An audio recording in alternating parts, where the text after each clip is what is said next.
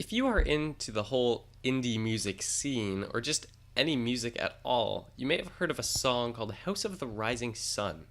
Now, this song is one of my favorites to ever be released in the music world because no one quite knows for sure where it actually came from.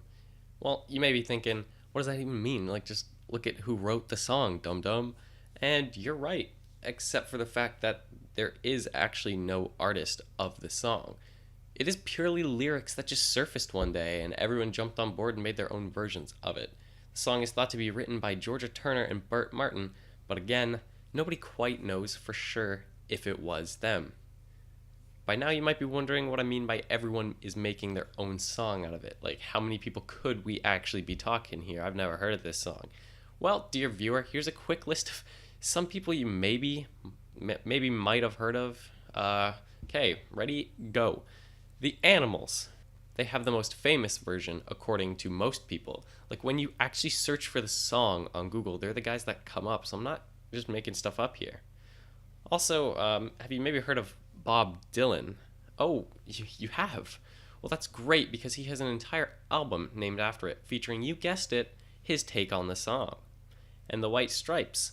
You probably know their song Seven Nation Army, right? Like, that's a big one, but you might not know actually who they are. Anyways, they've done their part to take on these lyrics and turn it into their own masterpiece. If you're more into indie music, however, you probably won't be surprised to hear that Muse, the big indie band, did their own cover of this song. In my opinion, it's not one of the better covers of the song, but it's still a nice listen to. On the topic of indie, the band Alt J did their part to change the lyrics a lot, and when asked why in an interview, they said that they wanted to keep the folk tradition along with the song, telling their own story using the lyrics of the song. Sam Cohen, he's one of the lesser known members on this list, but trust me, he did this song wonderfully, and his version of the song is featured in an album, Resistance Radio, The Man in the High Castle album, along with the huge talents of some other smaller artists and Beck.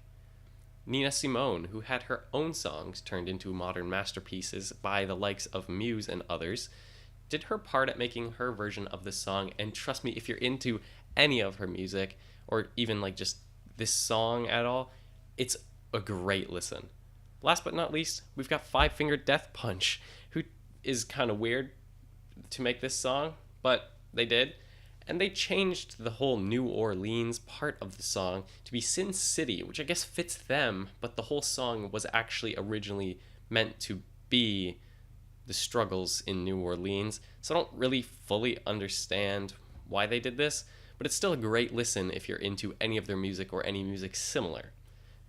So there you have it, folks. House of the Rising Sun, one of my favorite songs.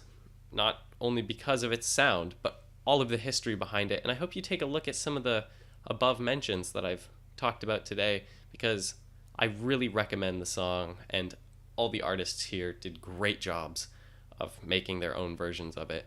So thank you all for watching. If you enjoyed the video, why not drop a like on it, and if you like this channel, then there's a big red subscribe button that you can click down below. And as always, I'll see you in the next video. Bye bye.